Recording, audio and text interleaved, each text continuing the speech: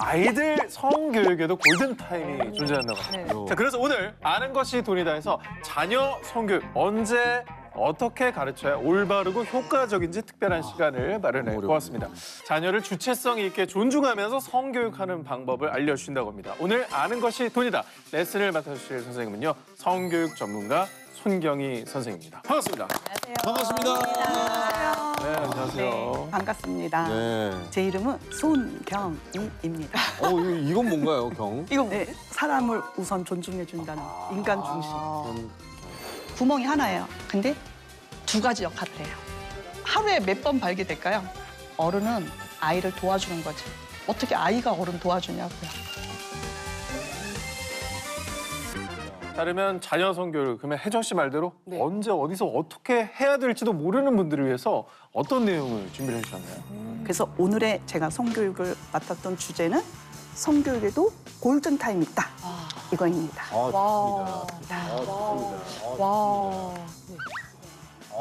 요즘에는 트렌드가 더 많이 바뀌었다 그러더라고요. 요즘은 성교육 어떻게 좀 진행이 되고 있나요? 그 코로나 이전과 코로나 이후에 너무 달라요. 네. 왜냐하면 코로나 이전에는 학교를 다녔고 아이들이 이렇게 학교 선생님한테 관찰이 됐거든요. 네네. 근데 지금 코로나 이후에 학교를 많이 안 가고 온라인으로 수업을 하다 보니까 맞아요. 온라인 범죄가 더 많았어요. 아이고. 그러니까 접촉 성폭력은 과거에 있다면 비접촉 성폭력이 훨씬 더 많아요. 언어 같은. 그래서 어쨌든 아이들이 점점 심각해졌고요. 네. 또 성교육에도 1년 동안 교육을 해야 되잖아요. 네네. 그중에 골든타임이 있어요. 언제예요? 1년 중에 언제 해야 되느냐? 바로 이제 3월 말에서 4월이에요. 오, 딱 지금이다. 왜요?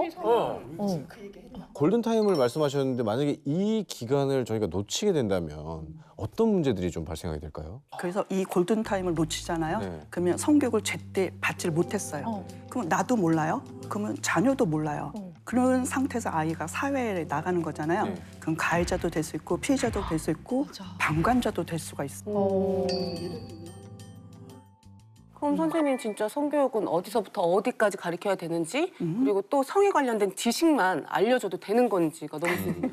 네, 다들 처음이라 모르니까 교육만 할 거예요. 근데 교육도 너무 중요해요. 근데 성에 대한 올바른 인식뿐만 아니라 학습을 계속 해야 돼요.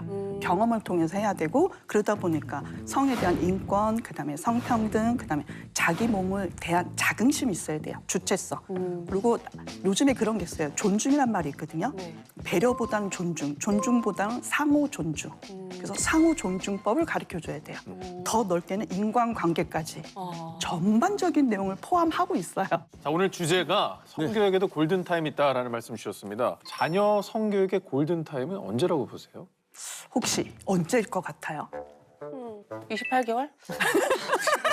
28개월. 28에서 너무 배우고 싶어. 31개월. 저는 31개월. 근데 사실 저희 때는 그 초경을 시작하기 전에는 막 말도 약간 못 꺼내는 분위기 그런 게 있었어요. 맞아요. 그럼 그런 걸 알려고 해. 이런. 재성 씨는 어떻게 생각해요? 그러니까 뭐 대부분 저랑 샤워하거나 이제 맞아. 같이 목욕하거나 할 때 이제 서로의 이 다른 점들을 파악을 하게 되잖아요. 그때를 저는 생각을 하고 있거든요.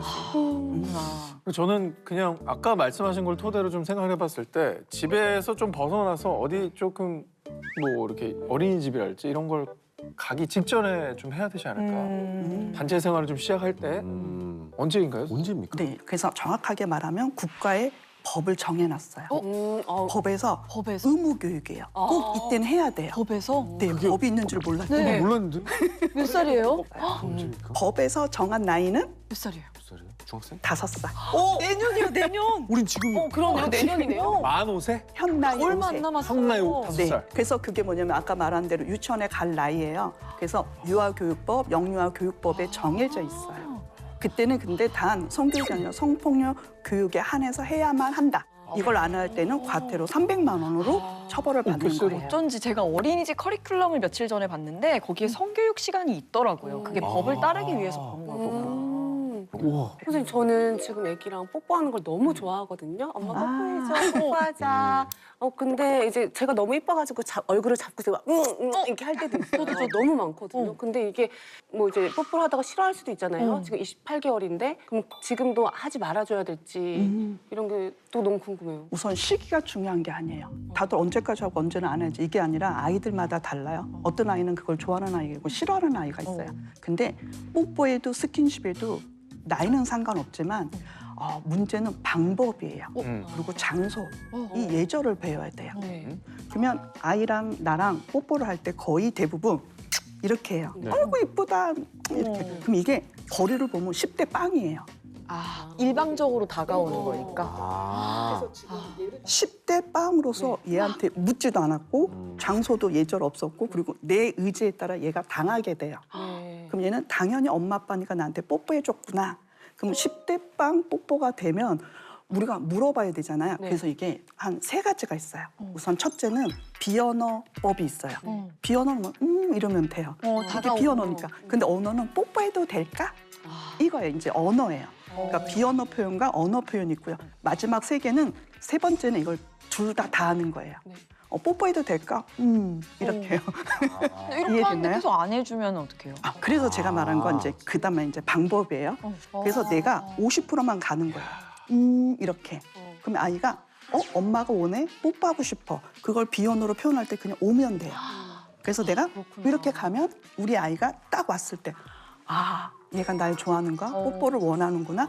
말 안 해도 알 수 있는 공감 능력이 또 생겨요. 제가 그렇게 하고 있어요. 근데 저 지금 되게 오, 반성이 진짜. 되는 게 상진 씨는 아기인데도 굉장히 존중하면서 뽀뽀를 하고 되게 조심해서 하거든요. 아빠 뽀뽀했을 때 애가 볼을 딱 오면 그때 그래요. 해줘요. 저는 되게 무작정 이미 하고 있군요. 저는 되게 10대형 뽀뽀를 한 적이 있어요. 근데 차갑게 거절당할 때도 있어요. 저는 거절해도 막 뽀뽀를 했어요. 근데 그럴 때는 안 해요. 따귀를 때리는 아이들도 있더라고요. 미치는 애기들이 있어요. 이렇게 했을 때 이렇게. 너무 웃으면서. 싫었나 보다. 모르고 그랬을 수도 있죠. 그리고 또 반대로 엄마는 싫어하는데 애가 또 올 때가 있어요. 그럼 엄마가 당하게 되잖아요. 네. 그럼 아이는 이렇게 다 해주나 보다. 그게 아니라 5대5 뽀뽀로 해서 그래서 상호 존중. 엄마도 존중, 난 아직 아빠도 뽀뽀하고 존중. 싶지 않아라고 얘기하는 게 더 좋은 거죠. 말을 해도 되고 비언어로 해도 되고 그래서 표현하는 건 아까 말한 대로 5대5로 하면 비언어인데 내가 상처가 좀 덜 가잖아요. 거기다가 한번 연습하고 어렸을 때는 네. 나중에 크면 언어로 연습하는 거죠. 와, 뽀뽀하고 싶다, 뭐 하고 싶다고 얘기하는 거. 오. 그래서 이 아이가 계속 잘 자랐어요. 그러면 성인 됐을 때 아까 말한 폭력적인 뽀뽀를 안 할 거예요. 의사 표현 하는 것도 안 하고 남들이 억지로 했을 네. 때 그것도 반대할 수 네, 있고 그래서 범죄를 줄일 수가 있어요. 반대할 수 있는. 오, 그렇구나. 자, 이게 도대체 어디부터 가르쳐야 될지 막막하다는 부분이 굉장히 많으실 겁니다. 성교육이 시작할 때 어떤 것부터 먼저 가르쳐야 될까요? 가장 중요한 핵심이 있어요. 기본 터, 그게 주체성. 네. 핵심은 주체성이에요. 정체성 들어봤는데 주체? 그렇죠. 어우, 그래도 감사합니다. 성격에서 주체성이 넘버1이에요. 주체. 이 주체가 뭐예요? 주체는 뭐냐면 나예요. 내 몸과 내 신체와 내 감정은 내 거예요. 네. 이걸 주체성이라 그러는데 우리가 아이를 부를 때 이렇게 많이 불러요. 우리 왕자님, 우리 공주님, 우리 똥강아지, 우리 아들, 우리 공주님. 이거 하지 말라고. 왜요? 이거 왜 그럴 거가요? 왜 그럴까? 왜냐하면 주체성이잖아요. 내 이름을 불러야 돼요. 성기에도 이름이 있는데 나도 네. 나한테 이름이 있거든요. 내 이름을 만들어줬는데 그래서 일단 성기 이름을 정확하게 알려줘야 돼. 이것도 네. 주체성이니까. 네. 나의 이름이 있는 거예요. 근데 과거에는 남자 성기 이름을 고추라 그랬어요. 맞아. 그리고 여자 성기 이름을 잠지라 그랬어요. 네. 맞아. 잠지라 그러면 좀 그나마 다행인데 전부 다들 애칭을 적어요. 그냥 좀 부끄럽고 소중히. 창피하니까. 네. 아랫부분 뭐 이렇게 되고 엄마들이 네. 아래를 잘 닦아야 돼. 뭐 이런 아래 아이들이 아래 밑 맞아. 꽃고 햇님이 달님이 별님이 소중히 맞아. 보물 근데 주체성이 아까 중요하다고 하셨죠. 바로 이거예요. 아. 애칭을 너무 만들지 말라고. 네. 네, 그래서 정확하게 말해줘야 되는데요. 아이들이 이름을 잘 몰라요. 네. 네. 그럴 때는 성폭력 피해 아동들이 가끔 상담을 올 때가 있어요. 네. 제가 법무부에 있다 보니 피해 아동들을 만나요. 남아도 오고 여아도 와요. 근데 아이들이 성기 이름을 정확하게 얘기를 해야 되잖아요. 그래서 저희가 가해자를 추적을 해서 가해자를 처벌을 하잖아요. 그렇죠. 근데 여자 아이들이 소중히 보물 그러면 이게 재판이 안 돼요. 와, 그게 이렇게 되는구나. 혹시 잠진이 뭐라고? 그럼 역질문을 해서 어쨌든 알아낸 거지만 아이 대답에서 나온 게 아니잖아요. 네. 그러면 재판에 불리하게 돼서 증거 불충분이 돼요. 그래서 어떤 아이들은 똑바로 말하는 아이 볼 때 너무 행복해요. 음순을 다쳤어요. 팬티를 벗겼어요. 그럴 때 알려주는 것도 너무 중요해요. 그냥 당당하게 내 성기를 알려주는 거거든요. 네. 이름 그대로. 그러니까. 그래서 그런 것들 이렇게 애칭으로 정확하게 하지 마시라고. 그래서 음경, 음순. 정확하게 남자한테는 음경이 있고 여자한테는 음순이 있다. 네. 얘기를 해야 되는 거예요. 오. 집에서 어떻게 각각 아이를 좀 부르세요? 뭐 현아, 뭐 왕자님 저도 할 때도 있고 아니면은 약간 이현 완전히 높아질 성을 붙일 때는 잘못했을 때죠. 그래서 가장 중요한 건 칭찬할 때 이름을 많이 불러주세요. 그리고 야단칠 때는 이름 빼세요. 오히려 어떻게 보면 누구누구야 일어나 이렇게 화가 냈어요? 네. 그러면 누구누구야 빼면 돼요. 일어나 밥 먹어 컴퓨터 꺼 그러면 누구지? 난가? 그래서 자기 스스로 나라는 난가? 이렇게 얘기를 해서 아이들이 자존감, 주체성이 되는 거고 칭찬할 때는 누구누구는 밥도 잘 먹네 누구누구는 인사도 잘하네 누구누구는 참 이쁘다 하면 나라는 사람을 칭찬한 거잖아요. 그러면 이 주체성이 올라가면 올라갈수록 가해자 피해자를 안 만들어요. 내가 먼저 소중한 거거든요. 이름을 부르는 거를 좀 나쁘게 한 것 같은 게 제가 밥을 안 먹을 때 예를 들면 오샬록 밥 먹어야지 이랬어요. 그랬더니 걔가 갑자기 김도영 이러는 거예요. 그대로 배웠네. 얘가 주체성은 대단해요. 바로 너무 당황해가지고 얘가 이름을 부르면은 혼을 낸다는 걸 아는구나. 아직 오상진은 안 했다. 그거는 정말 다행인데 예전에 제 친구 엄마는 약간 이런 분 계셨어요. 오상진! 계속 아무 말도 안 하고. 왜 내가 혼나는 느낌이지? 우리도 야단치면 아이들도 막 이렇게 엄마 이름 부르면서 야단치거든요. 그래서 이 아이들이 점점 주체성을 못 배웠다고 쳐요. 네. 그러면 이 아이들은 유치원을 가거나 초등학교에 가면 다른 애들 별명을 불러요. 그리고 놀려요. 그게 바로 폭력을 배우는 거예요. 내가 권력을 갖게 되거든요. 근데 애들이 전부 다 따라하는 거예요. 그럼 언어적 폭력을 학습하게 돼요. 그 밤마다 별명 잘 짓는 애들이 있었는데 오히려 걔네들이 주체성이 떨어지는 애들이었다. 그렇죠. 자존감을 상하게 해서 상대방한테 내가 공격하려고. 공격을 하려고 하는 거예요. 이걸 막아야 돼요. 그것부터 막아야 되는 거라서 주체적인 사람이 성교육의 시작인 거예요. 그렇지. 네, 별명 부르면 안 되고요.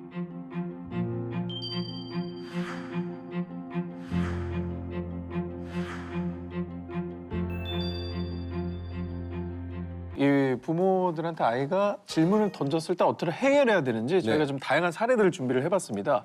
5세에서 10세 사이의 어린이들이 가장 많이 하는 질문 좀 받아봤는데요. 한번 볼까요? 자, 이건 뭐 영원한 질문이죠. 네. 아기는 어떻게 만들어져요? 저는 초등학교 6학년 때 제 친구가 그냥 알려줬어요. 그 친구하고 전화 연결할 수 있어요.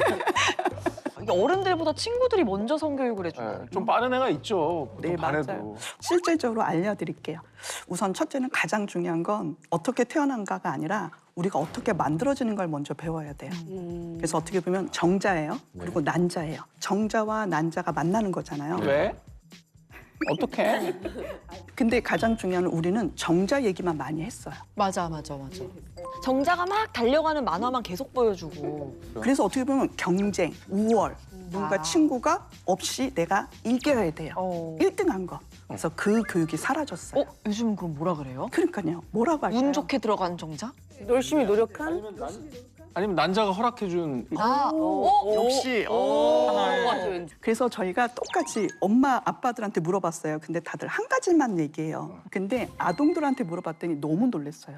아이들 얘기를 대신 전달해 드릴게요. 네. 열심히 노력해서 난자가 나한테 허락을 구하고 그리고 난자 내가 사랑을 해서 난자 정자가 아기가 만들 꿈이 같아서 와. 그리고 행운이 따르는 정자. 와. 그래서 한 6, 7가지 다 말하는 거예요. 아이들의 말이 정말 긍정적인 관점. 그래서 저도 너무 놀랐어요. 어른들은 한 가지만 말하고 얘기하는데 최고. 아이들은 쫙 스토리를 얘기하는 거예요. 그만큼 정자에 대해서 경쟁이 아니라 하나의 주체성으로 다 노력했다는 뜻이에요.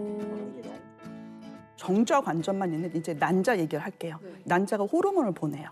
내가 어딘가 있다는 거. 그런 건 못 배웠어. 오른쪽 왼쪽에 있는데 내가 어딘가 있다는 걸 알려야 돼요. 네. 그렇지 나를 사랑하는 정자가 와야 되잖아요. 그 신호가 없으면 사실 정자도 갈 길을 잃는 갈 길이요. 맞아요. 그러니까 어떻게 보면 난자도 열심히 노력한 거예요. 나 여기 있다고. 네. 나 여기 있다고. 나 이런 사람이야. 그러면서 자기 호르몬을 자꾸 보내요. 네. 그 호르몬을 좋아하는 정자가 오는 거예요. 네. 그러면 그런 정자 있을 때 얘가 선택을 해요. 네. 어떻게 보면 정자의 노력살 네. 그리고 난자의 선택살. 그래서 두 개가 만나서 행운살.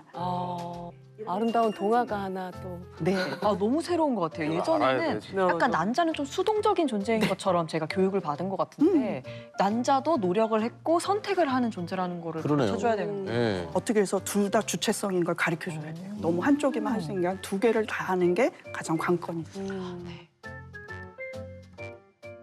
다음은 이제 아기는 어떻게 생기나요? 만큼 우열을 가릴 수 없이 많은 질문을 하는 거라고 네네. 합니다. 질문 보여주세요. 뭐죠? 아기는 어디서 나와요? 아기가 먼저 물어보면 진짜 뭐라고 할 거예요? 그냥 엄마 뱃속에 있다가 어디로 나왔어요?